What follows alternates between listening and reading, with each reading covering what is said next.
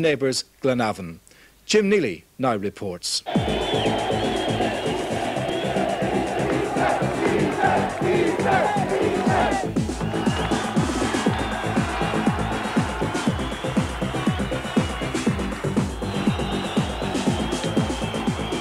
Will Tony Bell fix it?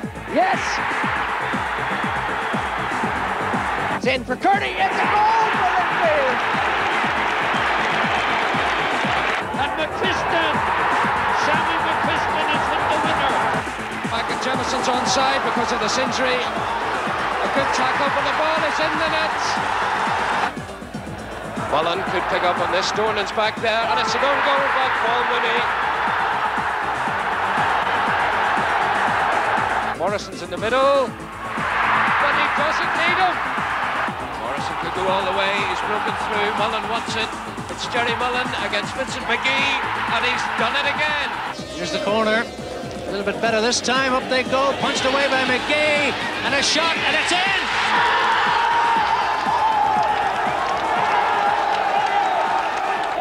There's nothing quite like cup success unless it's a league and cup double.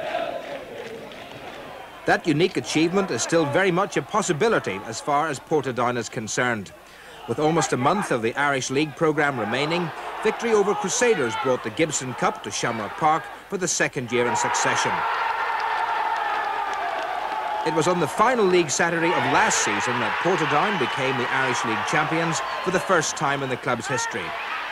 With Glenavon breathing down their necks, they had to win at home against Linfield to take the title, and win they did. When the final whistle went, the celebrations began.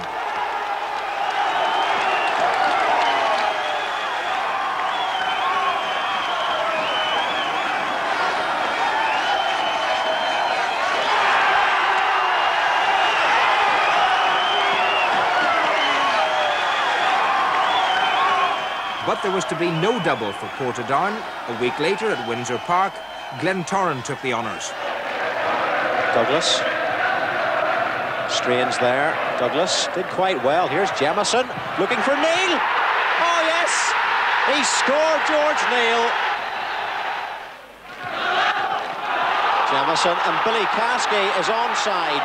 Stephen Douglas running away to the right. And here is Douglas. Yes, he's done it. 2-0. He must have secured the cup for Glentoran. Devine calling for it. John Devine. Still Devine, possibly. And here's a chance for Morrison. 3-0.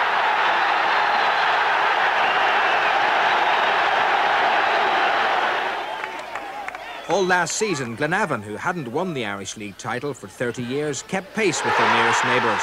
And on that final Saturday, they knew that they had to beat Coleraine and hoped that Portadown would draw with or be beaten by Linfield at nearby Shamrock Park. Alas for Glenavon, it was to be Portadown's day, and while victory over Coleraine was achieved, Glenavon finished second in the league, a single point behind the champions. For McBride and Ferguson at Glenavon, at Portadown read Stephen Cowan and Sandy Fraser, who between them have scored almost 60 goals this season. The Scots pair played major roles in last year's league win and in the cup run. Philip Major with the throw-in for Portadown. Davy Mills just gets his head to it. Here's Sandy Fraser. Oh, yes! It's gone in from Sandy Fraser. Well, what a spectacular goal that was. Quigley, Cowan, very much on his own. Fraser's up though as well. Good control and skill again from Fraser. Cowan has gone wide. Good shot from Cowan. Yes! A goal from Stephen Cowan. Brian Strain has Davidson and Cowan to aim for on the far side of the penalty area. Up there goes Cowan. Good header. Oh, a smacking goal from Stevie Cowan. Almost nonchalant. Gilmore, wasn't a good ball. Here's McCready. Oh, he sent Cowan away. The chance perhaps for the hat-trick. Oh, what a goal from Steve Cowan. My first club was Aberdeen. You know, I spent 6 up years with Alex Ferguson. and then I moved on to Hibernian and then on to Motherwell. So I had a couple of years at both the clubs, you know, so I've had a wee bit of experience of playing in the Premier League in Scotland. I started off at Celtic, Glasgow Celtic, when I was 13 years old. I signed S-Form there, and I started full-time when I was 15. I played for 4.5 years at Celtic, and then moved on to Hamilton for 2 years. And then I ended up here, you know, in Portadown. Almost via Australia. I was supposed to be going to Australia, but fortunately that all kind of, you know, that fell through, and I've never really looked back since I arrived at Portadown, you know. What was your first reaction when you were approached by Portadown to come to play here in the Irish League? First of all, I was a wee bit sceptical. You know, obviously I was wanting to know how well they were doing, because at the time I was playing with Motherwell and I wasn't getting a game in the first team. But I was recommended, you know, to come to the club by Colin O'Neill, I know, an ex-player here, and it was one of the best recommendations I've ever had. What's made it easy for you apart from the success? I think the people. The people, I think, are very like the Scottish people, very friendly. The Portadown people especially, and the fans, they've made us very welcome. And also, you know, having somebody else from Scotland, you know, Sandy, playing with them and travelling with them, you know, it makes it very easy for you. Obviously, we're doing well on the park for them, so really it was just a case of home from home, and we've settled in quite well. How have you found the standard of local football compared to the sort of standard that you've been used to playing in Scotland? Obviously, it's not as high as the Premier League, but I've always said that the top 2 or 3 teams in the Irish League would do well in the Scottish First Division, and the standard there is quite high, so, you know, I'm sure they would acquit themselves quite well. The fact that you've got a fair old gap now between the League Championship decider and the Cup final itself, is that going to make it a bit easier for you? Oh, without a doubt, without a doubt. I mean, last year we set out what we set out to do was to win the league, and we won the league. You know, so it was very, very difficult for us to get motivated for the cup final. Whereas this year the league wasn't quite such a big thing for us, you know, especially the way we won it. You know, I wouldn't say easily, but with so much time to spare.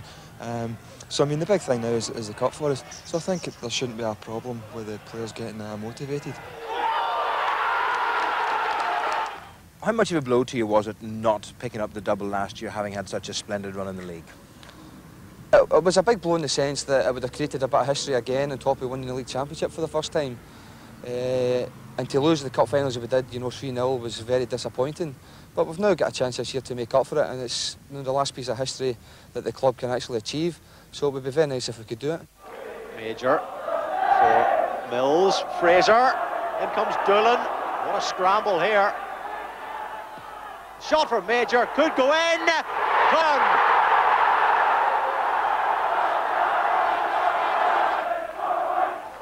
Davidson, Brian Strains with an attacking position. Coyan! 2-0.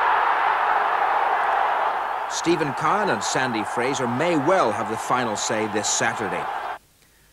But when it comes to preview, comment, match reports and analysis, another Scotsman commands the back and very often the front page headlines. And he's been doing exactly that for the best part of 50 years. It's about 1943-44 when I covered the first Irish Cup final, and I've been at every one of them since then, including all the famous Derry City Glentoran replays in the early 50s. I've always found the Irish Cup something special about it. There's a magic about the Irish Cup, and no matter what other competitions may try to emulate it, the Cup has got that special, indefinable quality. There was a time there, of course, when fans started to drift away from it, but I think the fans now seem to be coming back in fairly good numbers. Football goes in cycles like everything else, and for a period there, particularly in the early 70s, fans were disappearing, but I think now there's a passion has arisen, particularly in Mid-Ulster, and you're seeing that there's not only the Linfield Glentoran dominance, but these other clubs that are generating enthusiasm, generating greater support, and this is giving the competition quite a bit of impetus. Why do you think the what's been dubbed the Mid-Ulster Big Two have started to come through, in fact have actually reached the top?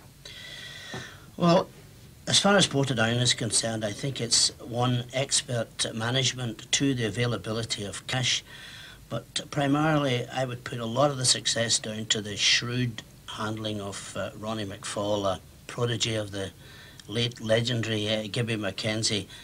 Ronnie's impact at Shamrock Park has been decisive. His impact equally decisive in Irish League football generally. And Terry Nicholson with Glenavon? Well, Glenavon again have been very fortunate to get a group of very good players at the one period, particularly strikers. I would say their strike force is easily the best for quite a long while, and it reminds me a lot of the great Jimmy Jones era.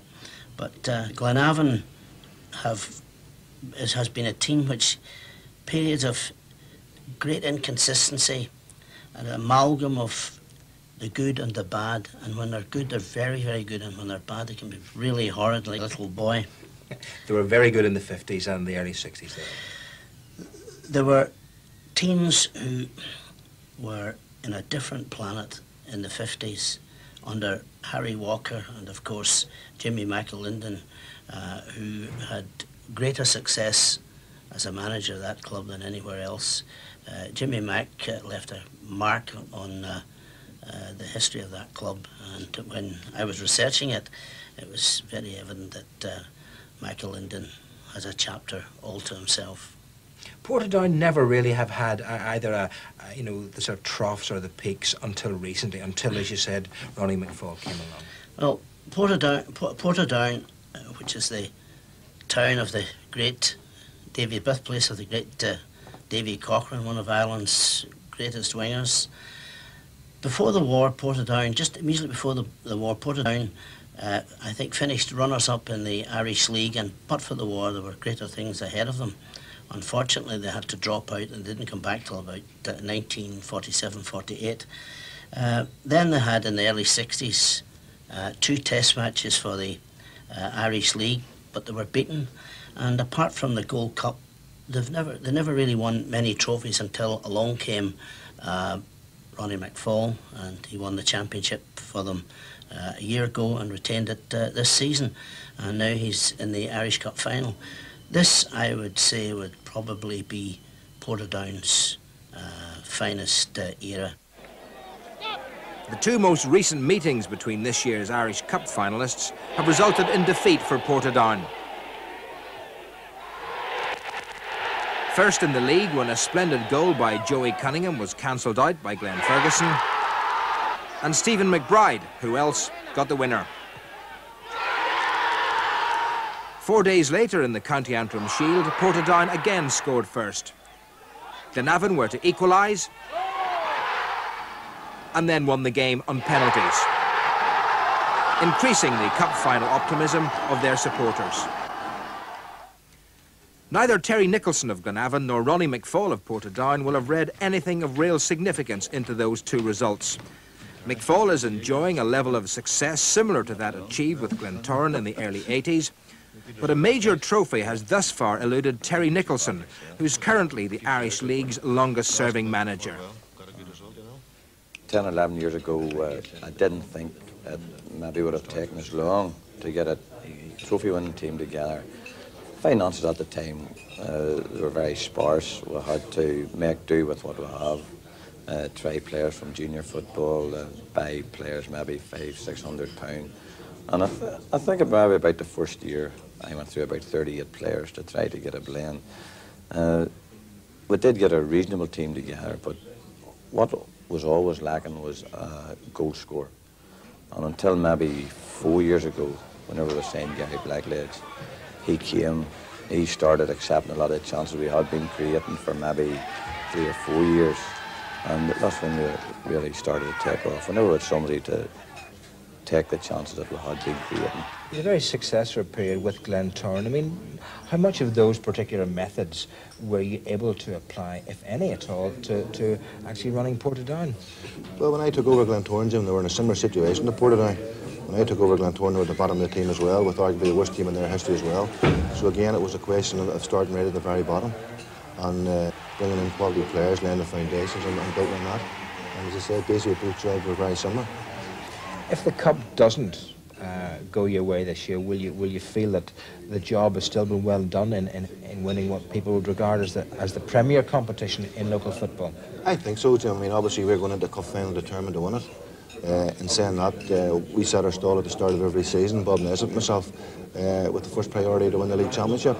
We won it last year and we've retained it this year, so that was our #1 goal. In saying that, obviously, if we don't win it, we'll be disappointed.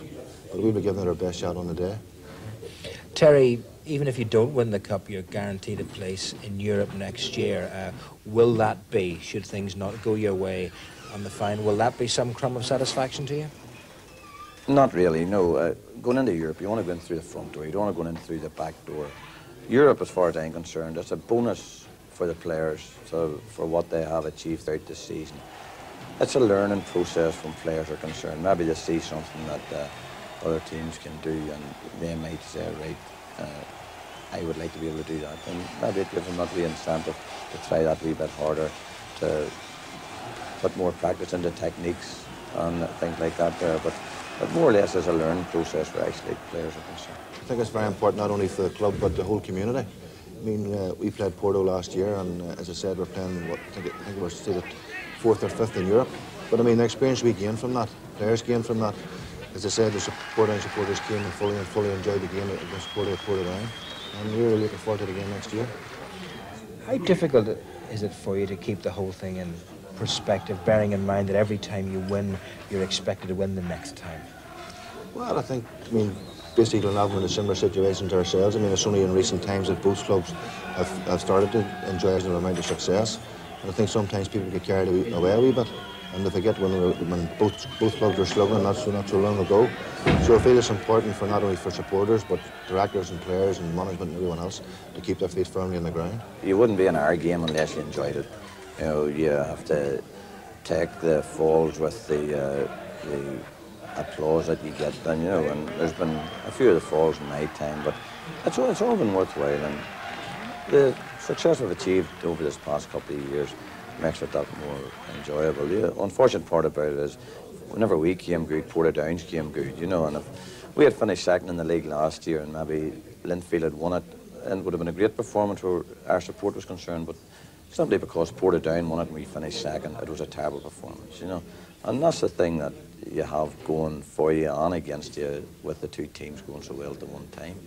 The success, of course, is important, but is there more to it than just picking up the bits of silverware? Well, basically, Jim, it's a 24-hour day job. I mean, there's the training side of it and other aspects of the job as well. I mean, it's not just a question of naming 11 guys on a Saturday. There's a preparation and everything that goes into it, the signing players and whatever. And obviously, if you didn't enjoy it, you wouldn't do it. It must take up a great deal of your life. Well, I don't think there's any question about that, but as I said, basically, we're in love with football and we fully enjoy what we do. And I presume you'll enjoy it even more if, for the first time, Portadown managed to take the cup. You mean when?